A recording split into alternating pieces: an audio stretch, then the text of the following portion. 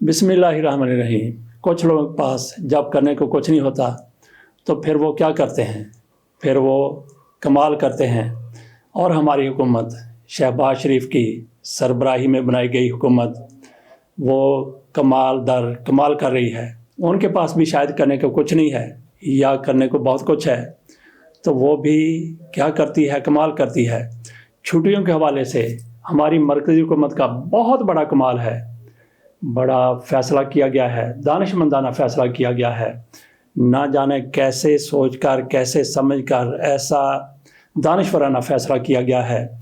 छुट्टियों के हवाले से 2 कैटेगरीज बनाई गई हैं। मरकज़ में ऐलान किया गया है कि जो लोग इतने घंटे के लिए, इतने दिनों के लिए हफ्ते में काम करते हैं, उनके लिए कितनी छुट्टियां हैं, और जो इतने दिनों के लिए काम करते हैं उनके लिए कितनी छुट्टियां हैं। गोया ईमान के दर्जात इनकी तरफ से बना दिए गए, इबादत के दर्जात बना दिए गए।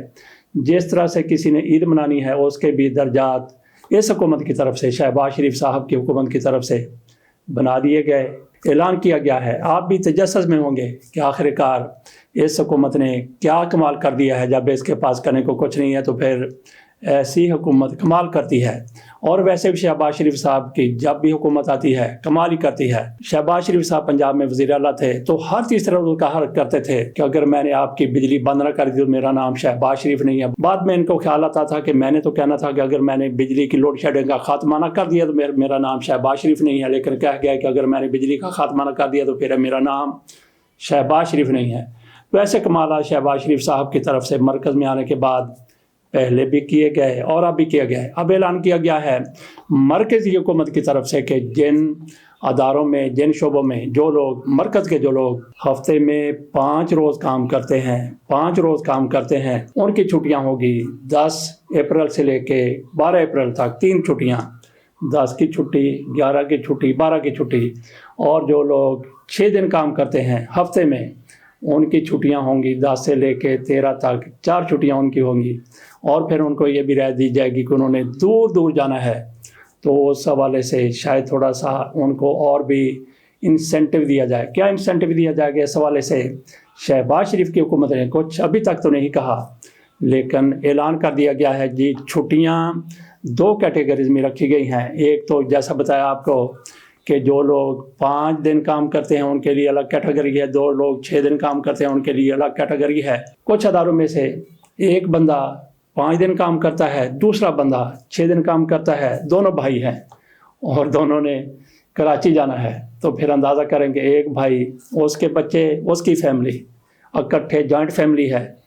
एक भाई को 4 दिन छुट्टी मिलेगी, दूसरे भाई को 3 दिन छुट्टी मिलेगी।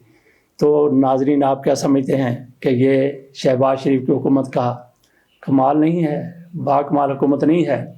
और फिर जिन लोगों ने कराची तक जाना है, दूर तक जाना है, उनके लिए कोई रियायत दी गई है? बिल्कुल रियायत देंगे। क्या देंगे उसका ऐलान अभी नहीं किया गया।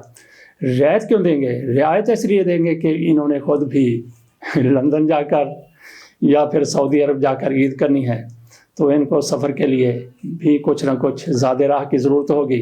तो इस हवाले से भी कुछ करेंगे। लेकिन हमने बात यही करनी थी कि मरकज़ ने जिस तरह से ऐलान किया है 2 तरह की छुट्टियों का ईद मनाने के लिए, क्या कहने, ज़रा आप भी शाबाश दे दिए। और ईद कब हो रही है?